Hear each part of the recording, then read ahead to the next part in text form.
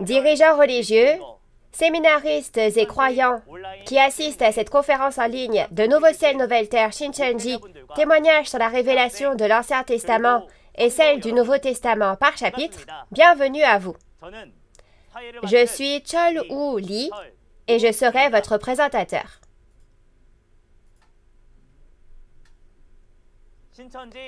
Dans ces conférences en ligne de Nouveau Ciel, Nouvelle Terre, Shincheonji, nous témoignons des promesses et des desseins de Dieu consignés tout au long de la Bible, ainsi que des réalités qui apparaissent comme promises selon les principes des 6 questions de base. En particulier, nous vérifions dans la Bible les conditions et les qualifications pour aller au royaume des cieux que les croyants qui espèrent le royaume des cieux et le salut doivent absolument savoir aujourd'hui. À travers la parole témoignée aujourd'hui, j'espère que vous vous rapprocherez de l'espoir du royaume des cieux que vous désirez et souhaitez désespérément et que vous passerez un temps précieux au cours duquel vous obtiendrez des réponses. Alors tout d'abord, nous allons prier Dieu le Père avec le même cœur. Dieu notre Père, envers qui nous sommes reconnaissants, nous vous rendons grâce et gloire de nous avoir permis d'avoir ces conférences en ligne sur le thème du témoignage sur la révélation de l'Ancien Testament et du Nouveau Testament par chapitre. Accordez les yeux pour voir, les oreilles pour entendre et le cœur pour réaliser à tous les membres de la famille de la foi qui assistent aux conférences. Aujourd'hui est le temps où les paroles de l'Apocalypse, la nouvelle alliance, que Jésus a promise avec son sang, s'accomplissent. C'est le moment de témoigner de ce qui a été vu et entendu concernant les événements de tous les chapitres de l'Apocalypse à travers le messager porte-parole envoyé par Jésus. S'il vous plaît, guidez l'instructeur qui témoigne de la parole, afin que les paroles de vérité débordent de sa bouche, et conduisez-nous, afin que ce soit un temps permettant à tous les membres de la famille de la foi qui écoutent la parole d'être remplis de grâce et d'espérance. Permettez au monde entier de devenir un avec vous, le Créateur, dans votre parole, et nous donnons toute gloire à Dieu le Père, et nous avons prié au nom de Jésus qui a expié nos péchés. Amen. Aujourd'hui, nous recevrons le témoignage de la parole sur le thème de la leçon numéro 13, la parole au commencement et le fait de renaître. Dans Jean, chapitre 3, Jésus dit au prêtre Nicodème, « Ce n'est que si tu renais d'eau et d'Esprit Saint que tu pourras voir le royaume de Dieu, le royaume des cieux. » Dans ce cas, nous qui espérons le royaume des cieux, ne devrions-nous pas aussi connaître la vraie signification de l'eau et du Saint-Esprit dont Jésus a parlé et renaître? J'espère que cette conférence aujourd'hui vous permettra de voir pourquoi Dieu et Jésus sont la parole au commencement et de réaliser clairement ce que signifie renaître d'eau et du Saint-Esprit. Nous allons alors accueillir l'instructeur Dong Moon Shin de l'église Wangsimni de la tribu de Jean qui témoignera de la parole aujourd'hui. Bienvenue à tous les dirigeants religieux, séminaristes et croyants du monde entier qui croient au royaume des cieux et à la vie éternelle. Je suis Dong Moon Shin, le chef de l'église Wangsimni de la tribu de Jean, de Nouveau Ciel, Nouvelle Terre, Shincheonji, Église de Jésus. Merci beaucoup de participer à cette conférence en ligne de Nouveau Ciel, Nouvelle Terre, Shincheonji, témoignage sur la révélation de l'Ancien Testament et celle du Nouveau Testament par chapitre. Les paroles de vie de Dieu que vous allez méditer avec moi aujourd'hui sont la leçon numéro 13 du niveau intermédiaire, la parole au commencement et le fait de renaître. Les paroles de la référence principale sont l'Évangile de Jean chapitre 1 et l'Évangile de Jean chapitre 3. Les dirigeants religieux peuvent déjà connaître ces choses ou non, mais j'espère que vous écouterez encore une fois ce que j'expliquerai aujourd'hui. Tout d'abord, permettez-moi de vous présenter brièvement le contenu principal d'aujourd'hui. L'époque de son écriture remonte à environ 2000 ans et le transcripteur est l'apôtre Jean qui a écrit l'Évangile de Jean et 1er, 2e et 3e Jean et l'Apocalypse de Jean d'après ce qu'il a vu et entendu de Jésus. Pour vous présenter brièvement l'apôtre Jean, il est l'un des 12 disciples de Jésus, le fils de Zébédée et le frère de Jacques. L'Évangile de Jean témoigne de l'accomplissement de l'Ancien Testament, du second avènement et du pasteur promis. Le but des croyants qui étudient la Bible est de devenir le peuple du royaume des cieux, comme on le voit dans Jean 5, verset 39, pour obtenir le salut et la vie éternelle. Rien d'autre que le salut et la vie éternelle promis dans la Bible ne devrait être le but de la vie de foi. Alors, quelle est la chose la plus importante qui est comme la vie pour les croyants qui espèrent le salut et la vie éternelle? C'est précisément la parole de Dieu. Aujourd'hui, à travers cette conférence, nous verrons à quel point la parole au commencement est importante et aussi ce que signifie le fait de renaître. Alors, d'abord, regardons ce qu'est la parole au commencement. Quelle est donc la parole au commencement? Pour le savoir, lisons ensemble les paroles de Jean chapitre 1, versets 1 à 5. Au commencement était la parole, et la parole était avec Dieu. Et la parole était Dieu. Elle était au commencement avec Dieu. Toutes choses ont été faites par elle, et rien de ce qui a été fait n'a été fait sans elle. En elle était la vie, et la vie était la lumière des hommes. La lumière luit dans les ténèbres, et les ténèbres ne l'ont point reçue. Oui, vous avez bien lu. Comme vous venez de le lire, la parole au commencement était Dieu. La parole a le pouvoir de créer, et il y a la vie dans la parole, et cette parole qui est la vie est la lumière des hommes. Alors, je vais vous présenter chacun des versets de la référence principale d'aujourd'hui. Premièrement, en regardant le verset 1, il est écrit qu'au commencement était la parole, et la parole était avec Dieu, donc la parole était Dieu. Et dans 1 Jean chapitre 1, versets 1 à 2, il est dit que Jésus aussi est la parole au commencement. Il est dit que la parole au commencement est Dieu et Jésus. Donc, là où Dieu et Jésus se trouvent, il y a la parole, et là où il n'y a pas la parole, cela prouve qu'il n'y a ni Dieu ni Jésus.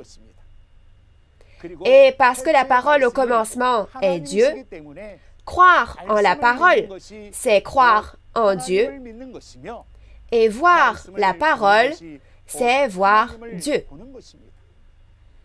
Et suivre la parole, c'est suivre Dieu. Et connaître la parole, c'est connaître Dieu. Alors, qu'est-ce que Dieu veut le plus? Que l'on connaisse Dieu, c'est-à-dire connaître la parole. Lisons Osée, chapitre 6, verset 6. « Car j'aime la piété et non les sacrifices, et la connaissance de Dieu plus que les holocaustes. » Oui, vous avez bien lu. Il est dit que Dieu veut la piété et veut la connaissance de Dieu plutôt que les holocaustes. Ce que Dieu veut le plus que toute autre chose, c'est qu'on le connaisse. Alors, à travers quoi pouvons-nous connaître Dieu? Jean chapitre 1, verset 1 dit que la parole est Dieu. Donc, connaître Dieu, c'est connaître la parole. Mais qu'en est-il des nombreux croyants aujourd'hui? Plutôt que d'essayer de connaître correctement la parole de Dieu et de faire sa volonté, ils ont du zèle, mais ils ne sont pas zélés parce qu'ils ont réalisé la parole de Dieu. Ils sont seulement satisfaits de leur zèle et de leur loyauté sans connaître sa volonté, n'est-ce pas? Romains chapitre 10, versets 2 et 3 dit aussi que bien qu'ils aient du zèle pour Dieu, ils ne suivent pas la parole de Dieu qui est la connaissance. Donc, ils n'ont pas obéi à la justice de Dieu, cherchant à établir leur propre justice et ignorant ainsi la justice de Dieu. Par conséquent, nous devons savoir que le zèle et la loyauté dans l'ignorance de la parole de Dieu ne peuvent pas nous faire devenir le croyant que Dieu veut, mais nous rendront plutôt zélés dans l'établissement de notre propre justice sans connaître la justice de Dieu. Ainsi, Dieu est plus satisfait et glorifié par le zèle, la loyauté et l'adoration qui sont exercés dans la connaissance correcte de la parole de Dieu, plus que toute autre chose. Et au verset 2, il est dit qu'elle était avec Dieu au commencement. Elle fait référence à la parole. Et il est dit qu'elle était avec Dieu au commencement. Ainsi, n'oublions pas que si la parole est en moi, alors Dieu sera en moi et je serai en Dieu. Et le verset 3 dit que toutes choses ont été faites par elle et que rien de ce qui a été fait n'a été fait sans elle. Ainsi, Dieu, qui est esprit, a créé le ciel et la terre avec la parole au commencement et a dit que toutes choses ont été créées par la parole.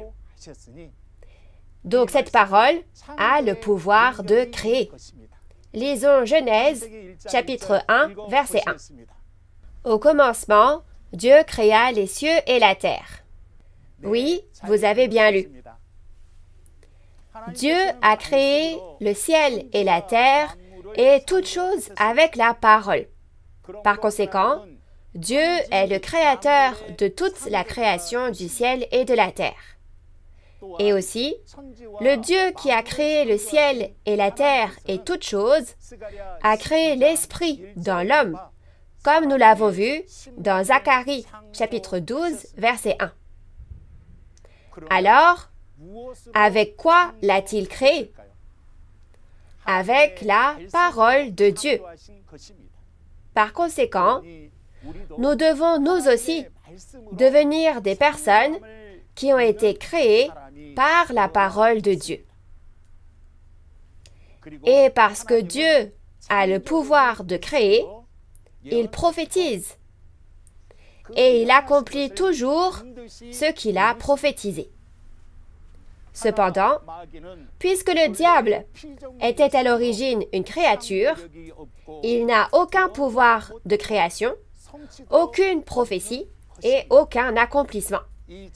Les croyants doivent connaître parfaitement et réaliser cette différence. Puis, dans Jean chapitre 1, verset 4,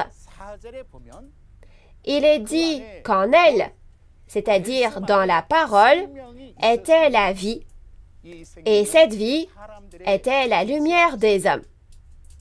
Dans Jean chapitre 6, verset 63, il est dit que les paroles que je vous ai dites sont esprit et vie. Donc, là où il y a la parole, Dieu et Jésus y sont, et il y a la vie.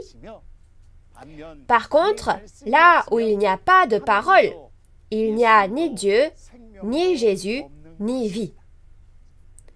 Pour résumer, puisqu'il est dit que la parole au commencement est Dieu et la vie, ceux qui n'ont pas la parole de Dieu peuvent être dits sans vie, c'est-à-dire qu'ils sont morts.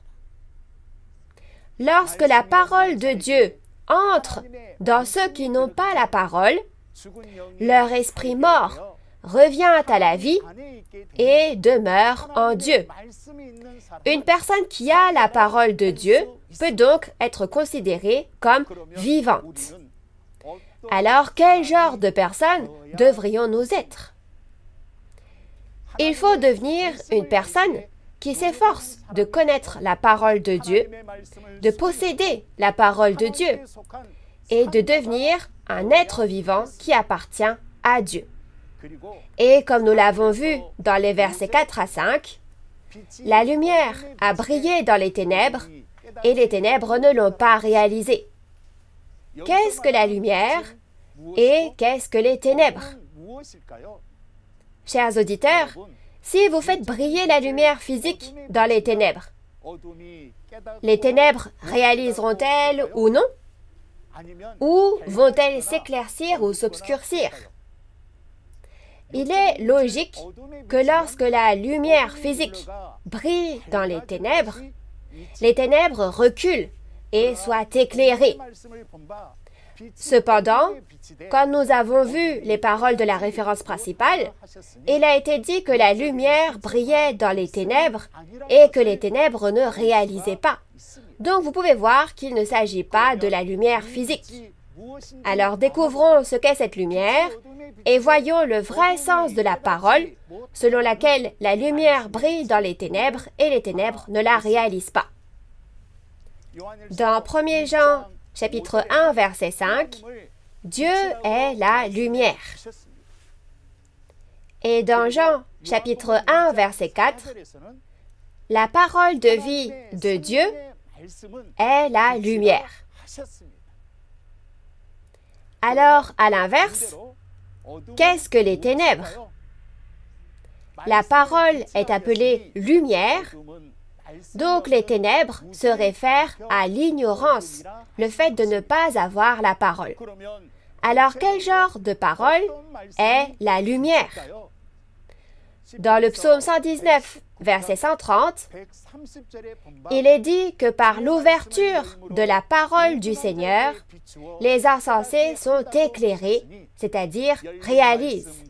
Donc la parole ouverte, c'est-à-dire la parole révélée, est la lumière qui éclaire les esprits dans les ténèbres. Et dans Jean chapitre 8, verset 12, il est dit que Jésus, le Fils de Dieu, que Dieu a envoyé, est la lumière. Par conséquent, la lumière est la parole de Dieu et la vie, et le pasteur qui reçoit la parole est la lumière. Et dans Matthieu, chapitre 5, verset 14, Jésus a dit au sujet des disciples qui ont réalisé la parole, « Vous êtes la lumière du monde. » Par conséquent, ceux qui réalisent la parole sont aussi la lumière. Ils deviennent les enfants de la lumière qui sont nés à nouveau de la parole. Donc la lumière est la parole de Dieu et la vie, et le pasteur qui reçoit la parole et ceux qui réalisent la parole deviennent la lumière. À l'inverse, les ténèbres sans lumière sont Satan, le diable, le souverain du monde des ténèbres, Et cela se réfère à l'ignorance, le fait de ne pas avoir la parole, et aux pasteurs sans la parole et à ceux qui ne réalisent pas la parole. Alors, voyons ce qui arrivera aux enfants de la lumière qui réalisent la parole aujourd'hui et aux enfants des ténèbres qui ne réalisent pas la parole. Lisons 1 Thessaloniciens chapitre 5, versets 4 à 5. Mais vous, frères, vous n'êtes pas dans les ténèbres, pour que ce jour vous surprenne comme un voleur. Vous êtes tous des enfants de la lumière et des enfants du jour. Nous ne sommes point de la nuit, ni des ténèbres. Oui, vous avez bien lu. Selon 1 Thessaloniciens 5, versets 1 à 8, ceux qui réalisent la parole de Dieu sont les enfants du jour, et ceux qui ne réalisent pas la parole de Dieu sont les enfants des ténèbres appartenant à la nuit. Les enfants de la lumière reçoivent Jésus et atteignent le salut et le royaume des cieux, mais les enfants des ténèbres ne reçoivent pas Jésus et la destruction s'abat sur eux soudainement. Alors, pour que nous appartenions à Dieu aujourd'hui, nous devons avoir la lumière de la parole de Dieu dans nos cœurs, n'est-ce pas? Alors Dieu sera naturellement avec nous et nous deviendrons enfants de Dieu en Dieu et ne serons-nous pas alors qualifiés pour aller au royaume des cieux? Gardez bien cela à l'esprit. L'apprentissage de cette parole ne doit pas être pris à la légère. Dans Jean chapitre 1, verset 5, il est dit « La lumière brille dans les ténèbres, et les ténèbres ne la réalisent pas. » Cela signifie que le pasteur qui a reçu la parole a témoigné de la parole révélée à ceux qui ne connaissaient pas la parole, mais parce que le cœur des hommes est ignorant, ils n'ont pas réalisé l'œuvre de la lumière. Il y a environ 2000 ans, la lumière était Jésus, qui était avec Dieu et avait reçu la parole révélée, comme promis dans Ézéchiel chapitre 3. Et les ténèbres étaient les prêtres des Juifs qui n'avaient pas la parole et étaient ignorants, les scribes et les pharisiens et les Juifs. Jésus, qui est venu en tant que lumière, a éclairé les scribes, les pharisiens et les Juifs qui ignoraient la parole révélée de l'Ancien Testament accompli, mais les hommes de cette époque ne l'ont pas accepté et n'ont pas reconnu Jésus, et au contraire, l'ont beaucoup persécuté, et Jésus a marché sur le chemin de la souffrance. Cependant, peu importe combien les prêtres juifs ont bloqué et persécuté Jésus, ceux qui ont suivi la vérité sont venus à Jésus, ont écouté la parole révélée de l'Ancien Testament accompli, l'ont réalisée et sont devenus les enfants de la lumière appartenant au jour et ont reçu le salut. Cependant, ceux qui n'ont pas écouté, peu importe combien Jésus prêchait les paroles de vie et la parole révélée, n'ont pas réalisé, sont devenus les enfants des ténèbres et ont été jugés. En regardant l'histoire passée, nous devons réfléchir à comment nous devrions vivre notre foi aujourd'hui. Et aujourd'hui, au temps de l'accomplissement de l'Apocalypse, le pasteur promis qui a reçu la parole révélée, le livre ouvert venu du ciel dans Apocalypse 10, est la lumière. Et les ténèbres sont la Babylone et le peuple de toutes les nations qui ont été trompés dans Apocalypse 17 et 18. Comme au premier avènement, le pasteur promis, qui est venu en tant que lumière, fera briller la parole révélée du Nouveau Testament accompli sur les pasteurs de Babylone ignorants qui n'ont pas de parole, et sur les peuples, les nations, les langues et les rois de toutes les nations qui ont été trompés par le vin de l'impudicité. Cependant, les pasteurs de Babylone, qui appartiennent aux ténèbres, ont peur d'avoir témoigné faussement de la Bible, comme les prêtres juifs lors du premier avènement. Et ils n'écoutent pas les paroles de témoignage du pasteur promis et empêchent aussi les fidèles d'écouter. Et au contraire, ils ont persécuté le pasteur promis qui prêche la vérité et la parole selon laquelle c'est devenu amer dans son ventre s'est accomplie. Cependant, ceux qui suivent la vérité viendront à la lumière, la parole révélée. Et en entendant et en réalisant la parole révélée du Nouveau Testament accomplie, ils deviendront les enfants de la lumière qui sont sauvés. Inversement, ceux qui n'écoutent pas la parole de vie, la parole révélée, peu importe combien on la leur prêche, deviennent des enfants des ténèbres qui ne réalisent pas la parole et sont jugés. Quel genre de personnes devrions-nous devenir aujourd'hui lorsque les prophéties de l'Apocalypse du Nouveau Testament se sont accomplies? Il faut devenir un enfant de la lumière. Maintenant, nous devons réfléchir à qui nous sommes dans les paroles de la Bible et voir si nous sommes des enfants de la lumière qui ont réalisé la parole révélée ou des enfants des ténèbres qui n'ont pas réalisé. Et j'espère que tous les précieux membres de la famille de Dieu pourront entendre et réaliser toute la parole révélée, devenir les enfants de la lumière que Dieu reconnaît et recevoir ensemble la bénédiction promise du royaume des cieux et de la vie éternelle. Permettez-moi de résumer brièvement ce que nous avons appris jusqu'à présent. La parole au commencement est Dieu. Et cette parole a le pouvoir de créer. Et toutes choses, ainsi que l'esprit de l'homme, ont été créées par la parole. De plus, comme Dieu a le pouvoir de créer, il prophétise et accomplit sans faute ce qu'il a prophétisé. Cependant, puisque le diable est un être créé, il n'a aucun pouvoir de création, aucune prophétie, aucun accomplissement.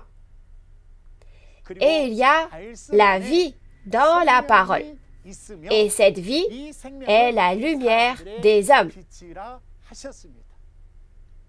Et cette lumière en parabole est la parole de Dieu, Dieu. Et elle se réfère au pasteur qui a la parole et aux fidèles qui ont réalisé la parole. Inversement, les ténèbres sans lumière font référence à Satan qui dirige ce monde, à l'ignorance, le fait de ne pas avoir la parole, et aux pasteurs et membres d'Église sans la parole. De cette façon, nous avons appris combien la parole au commencement est précieuse. Par conséquent, vous devez absolument connaître ces paroles, les garder dans votre esprit et les graver dans votre cœur. C'est être scellé du sceau de Dieu. Nous, les croyants, devrions maintenant prendre la parole de Dieu comme nourriture pour la vie éternelle, nous sceller avec cette parole, la garder et la respecter. Maintenant, ensuite, regardons les paroles disant que ceux qui sont nés à nouveau de l'eau et de l'Esprit Saint entreront dans le royaume des cieux. D'abord, lisons ensemble Jean chapitre 3, versets 1 à 6. Mais il y eut un homme d'entre les pharisiens, nommé Nicodème, un chef des Juifs, qui vint, lui, auprès de Jésus, de nuit, et lui dit, « Rabbi, nous savons que tu es un docteur venu de Dieu, car personne ne peut faire ces miracles que tu fais si Dieu n'est avec lui. » Jésus lui répondit, « en vérité, je te le dis, si un homme ne naît de nouveau, il ne peut voir le royaume de Dieu. » Nicodème lui dit, « Comment un homme peut-il naître quand il est vieux? Peut-il rentrer dans le sein de sa mère et naître? » Jésus répondit, « en vérité, je te le dis, si un homme ne naît d'eau et d'esprit, il ne peut entrer dans le royaume de Dieu. Ce qui est né de la chair est chair, et ce qui est né de l'esprit est esprit. Oui, vous avez bien lu. Dans Jean chapitre 3, il est rapporté qu'un dirigeant juif nommé Nicodème, parmi les pharisiens, est venu à Jésus et a eu une conversation avec lui. Jésus a parlé à Nicodème du fait de renaître, l'un des 4 évangiles les plus importants du christianisme. Jésus a dit, « Si un homme ne renaît d'eau et d'Esprit Saint, il ne peut entrer dans le royaume de Dieu. Ce qui est né de la chair est chair, et ce qui est né de l'Esprit est esprit. » Donc il ne parlait pas de renaître physiquement, mais du fait qu'il faut renaître spirituellement. Alors, regardons ce que sont l'eau et l'Esprit Saint qui font renaître l'Esprit et ce que signifie renaître de l'eau et de l'Esprit Saint. La parole de Dieu, telle qu'on la voit dans Deutéronome 32, verset 2 et Amos 8, verset 11, a été comparée à de l'eau. Peu importe combien de fois une personne lave son corps avec de l'eau physique, son esprit ne peut pas être lavé ni renaître. Tout comme l'eau physique fournit la vie aux créatures vivantes et aux hommes et lave les impuretés physiques, de même, la parole de vie de Dieu qui donne la vie à notre esprit, le purifie et le fait renaître, est comparé à l'eau. Regardons aussi ce que Jésus a dit au sujet du fait de renaître. Renaître fait référence à la régénération de l'esprit. Dans 1 Pierre, chapitre 1, verset 23, il est dit que renaître n'est pas naître d'une semence corruptible, mais d'une semence incorruptible. Alors, que signifie cette semence incorruptible? Lisons ensemble Luc 8, verset 11. Voici ce que signifie cette parabole. La semence, c'est la parole de Dieu. Oui, vous avez bien lu. La semence incorruptible, la semence de Dieu, est la parole de Dieu. Par conséquent, renaître signifie renaître de la parole de Dieu et non de l'eau et de la semence physique. Et il est possible d'entrer au royaume des cieux parce que le Saint-Esprit est avec ceux qui sont nés à nouveau de la parole de Dieu, la semence de Dieu. Alors pourquoi Dieu a-t-il dit que nous devons renaître? Tous les hommes sur terre sont des pécheurs, nés avec les gènes du pécheur Adam. Par conséquent, les hommes doivent renaître. Comme le dit la Bible, nous ne pouvons entrer dans le royaume des cieux que si nous renaissons de la semence de Dieu.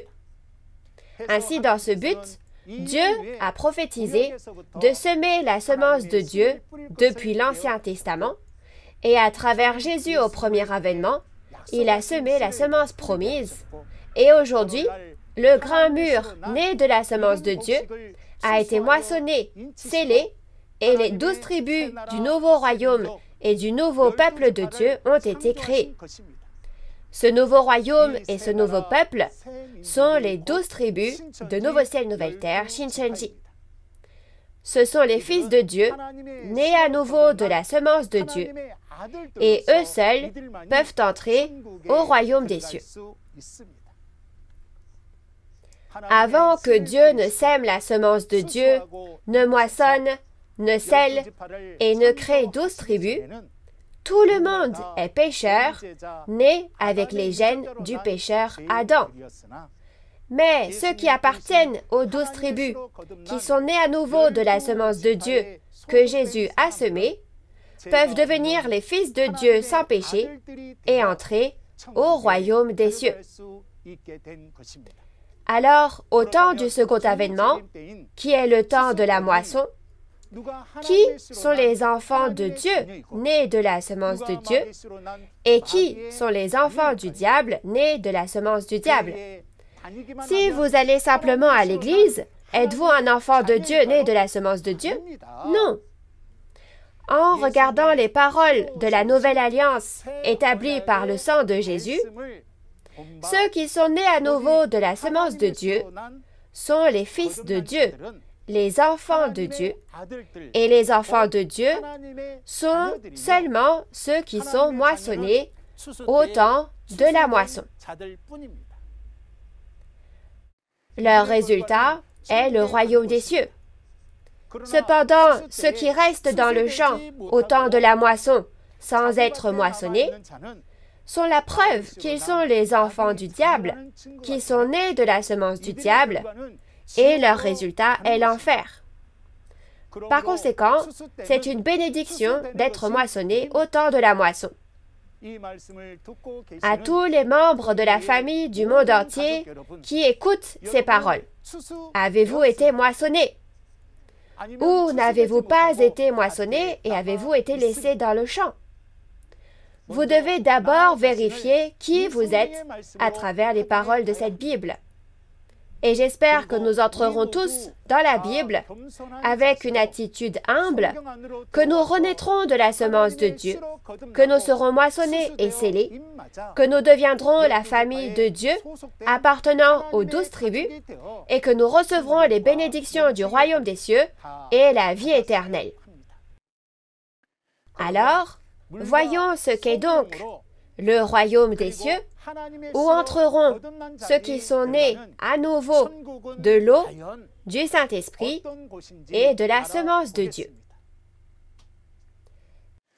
Jésus, au premier avènement, a semé la semence de Dieu, promise dans Matthieu 13, et a prophétisé la moisson. Et Jésus, qui a fait la nouvelle alliance, est parti préparer une place pour les croyants qui ont gardé la nouvelle alliance et a promis de revenir avec quand cette place serait prête. Lisons ensemble les paroles de Jean chapitre 14, versets 1 à 3. « Que votre cœur ne se trouble point. Croyez en Dieu et croyez en moi. Il y a plusieurs demeures dans la maison de mon Père. Si cela n'était pas, je vous l'aurais dit. Je vais vous préparer une place. Et lorsque je m'en serai allé, et que je vous aurai préparé une place, je reviendrai, et je vous prendrai avec moi, afin que là où je suis, vous y soyez aussi. » Oui, vous avez bien lu. L'endroit où Jésus est monté et qu'il a préparé est la ville sainte, Nouvelle Jérusalem, d'Apocalypse 21, le royaume des cieux du monde spirituel. Le lieu où viendra la ville sainte, la Nouvelle Jérusalem, préparée par Jésus, est la réalité du royaume des cieux où nous devons aller. C'est le nouveau royaume et le nouveau peuple de Dieu, les 12 tribus de Nouveau Ciel, Nouvelle Terre, Shincheonji, créés en moissonnant et en scellant, ceux qui renaissent de la semence de Dieu, dans Apocalypse 7 et Apocalypse 14, après la disparition du premier ciel et de la première terre, dans Apocalypse 6. Et Dieu et la ville sainte, la Nouvelle Jérusalem, le royaume des cieux du monde spirituel, viendront aux 12 tribus de Nouveau Ciel, Nouvelle Terre, Shincheonji, créés dans Apocalypse 21. Donc, les 12 tribus de Nouveau Ciel, Nouvelle Terre, Shincheonji, sur lesquelles sont descendus le royaume des cieux du monde spirituel et Dieu, sont le royaume des cieux créé sur cette terre. Alors, qui entrera dans les 12 tribus de Nouveau Ciel, Nouvelle Terre, Shincheonji, le royaume de Dieu, le royaume des cieux? Ce sont les 144 000 et la multitude en blanc des 12 tribus, nés à nouveau de la semence de Dieu, semée par Jésus, moissonnés et scellés. Ces 12 tribus, les 144 000 et la multitude en blanc, sont la famille de Dieu, née à nouveau avec l'eau et le Saint-Esprit au second avènement, et ils deviennent la réalité des enfants de Dieu qui reçoivent les bénédictions du royaume des cieux et la vie éternelle après être nés à nouveau de la semence de Dieu. Et dans Apocalypse 22, il est dit que pour entrer dans le royaume des cieux, où est venue la ville sainte, nous devons laver notre robe, c'est-à-dire les vêtements de notre cœur, avec les paroles de l'eau de la vie qui coule du trône et la porter. Aujourd'hui, apprendre ces paroles au Centre de mission chrétienne de Sion, de Nouveau Ciel, Nouvelle Terre, Shincheonji, est précisément le processus qui consiste à renaître en lavant sa robe avec les paroles de l'eau de la vie et en la portant. Si vous croyez vraiment en Dieu, en Jésus et en leurs paroles, vous devez absolument faire un effort pour renaître de l'eau de la vie en suivant ces paroles et pas seulement en les écoutant, et c'est tout. J'espère que vous deviendrez tous les membres de la précieuse famille de Dieu qui recevront les bénédictions du royaume des cieux et la vie éternelle en étant scellés avec les paroles qui vous ont été données en les gravant dans votre esprit et votre cœur. Je vais résumer la parole d'aujourd'hui et conclure. La parole au commencement est Dieu. Et il y a le pouvoir de créer dans cette parole. Et toutes choses et l'esprit de l'homme ont été créés par cette parole. De plus, comme Dieu a le pouvoir de créer, il prophétise et accomplit forcément ce qu'il a prophétisé. Cependant, puisque le diable était à l'origine une créature, il n'a aucun pouvoir de création, aucune prophétie et aucun accomplissement. Et dans la parole était la vie, donc cette vie était la lumière des hommes. Alors là où est la parole, Dieu est avec elle, et sans la parole, il n'y a ni Dieu ni vie. Et suivre cette parole, c'est suivre Dieu, et connaître la parole, c'est connaître Dieu. Deuxièmement, ceux qui sont nés à nouveau de l'eau et du Saint-Esprit entrent au royaume des cieux. Renaître de l'eau et du Saint-Esprit signifie renaître de la parole de Dieu, la semence de Dieu. Par conséquent, la parole révélée, qui est la vie, fait renaître les hommes appartenant à la chair en tant qu'enfants de Dieu et leur permet de recevoir l'Esprit Saint de Dieu.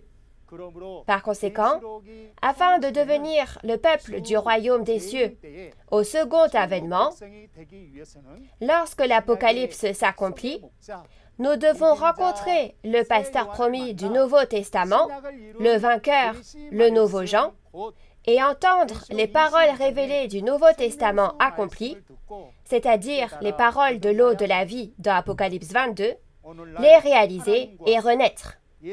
Aujourd'hui, le seul endroit où Dieu, Jésus et le royaume des cieux sont, et où ceux qui sont nés à nouveau demeurent, est seulement les 12 tribus du nouveau ciel et de la nouvelle terre, Shincheonji, où se trouve le vainqueur, le pasteur promis du Nouveau Testament. Et pour entrer dans le royaume des cieux en ce temps, le temps de l'accomplissement de l'Apocalypse aujourd'hui, nous devons pratiquer notre foi selon la volonté de Dieu. Pour entrer dans le royaume des cieux, nous devons renaître de l'eau et du Saint-Esprit, qui sont la semence de Dieu, être nés de la semence de Dieu, moissonnés, être scellés, et être enregistrés dans le livre de vie du nouveau royaume et du nouveau peuple de Dieu, les 12 tribus. En faisant ainsi, nous pouvons pratiquer la foi selon la volonté de Dieu. Avez-vous bien écouté la parole aujourd'hui? La prochaine fois, nous partagerons la parole sur le thème de la leçon 14 du niveau intermédiaire, le but de Dieu. La personne qui vous fera cours la prochaine fois est un instructeur qui prêche la parole bien mieux que moi. C'est lui qui viendra vous témoigner de la parole. J'espère que vous avez hâte d'être à la prochaine fois. Enfin, nous terminerons en clamant « We are one » dans le sens où nous sommes un en Dieu et en Jésus. Nous sommes un en Dieu, au-delà des origines, des nations et des religions. We are one. Nous sommes un. Je vais prier. Dieu le Père, qui est très saint, envers qui nous sommes reconnaissants, nous vous remercions sincèrement pour la grâce d'avoir amené les dirigeants religieux, les séminaristes et tous les croyants dispersés à travers le monde pendant cette période à écouter les paroles des conférences en ligne de Nouveau Ciel, Nouvelle Terre, Shincheonji. La révélation de l'Ancien Testament et celle du Nouveau Testament par chapitre est clairement témoignée à Nouveau Ciel, Nouvelle Terre, Shincheonji, le royaume promis de Dieu le Père, selon le principe des 6 questions de base. Accordez la grâce à tous ceux qui entendent cette parole, afin qu'ils puissent tous participer à l'œuvre de Dieu qui s'accomplit sur cette terre, en ouvrant grand la porte de leur cœur et en réalisant. Toutes les paroles qui seront témoignées à l'avenir, accordez à chacun de nous les yeux pour les voir, les oreilles pour les entendre et un cœur pour les réaliser, afin que nous puissions tous devenir de précieux enfants de Dieu le Père, qui jouissent du royaume des cieux et de la vie éternelle promis. Jusqu'à la prochaine fois que nous entendrons cette parole, nous prions pour que vous gardiez et protégiez toujours notre santé et notre sécurité physique et spirituelle, et nous prions au nom de Jésus qui est saint et qui nous a sauvés de nos péchés. Amen. Merci sincèrement d'avoir écouté attentivement jusqu'au bout.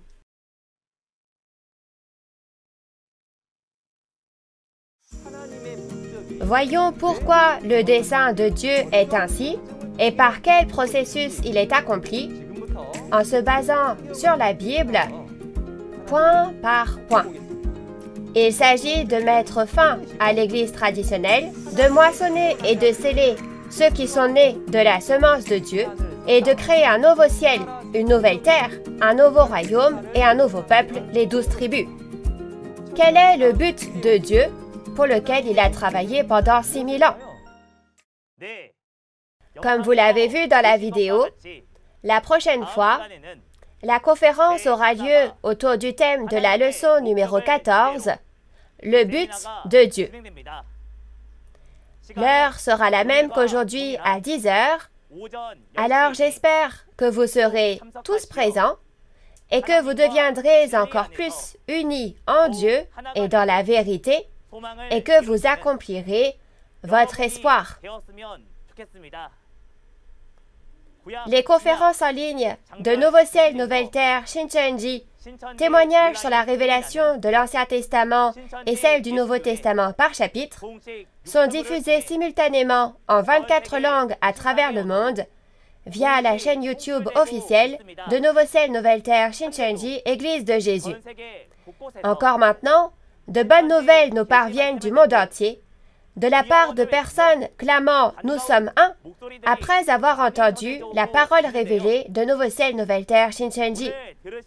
En plus de ce que vous avez entendu aujourd'hui, si vous avez d'autres questions ou demandes de renseignements sur Nouveau Ciel, Nouvelle Terre, Shincheonji, Église de Jésus et sa doctrine, veuillez contacter le numéro représentatif de chaque tribu indiqué à l'écran. Nous vous guiderons en détail et avec amabilité. Nous allons donc terminer cette conférence en ligne de Nouveau Ciel, Nouvelle Terre, Shincheonji en faisant la prière que le Seigneur nous a enseignée. Je vais prier. Notre Père qui es aux cieux, que ton nom soit sanctifié, que ton règne vienne, que ta volonté soit faite sur la terre comme au ciel. Donne-nous aujourd'hui notre pain de ce jour. Pardonne-nous nos offenses, comme nous pardonnons aussi à ceux qui nous ont offensés. Et ne nous laisse pas entrer en tentation, mais délivre-nous du mal. Car c'est à toi qu'appartiennent le règne, la puissance et la gloire, au siècle des siècles. Amen. Merci à tous ceux qui ont été avec nous.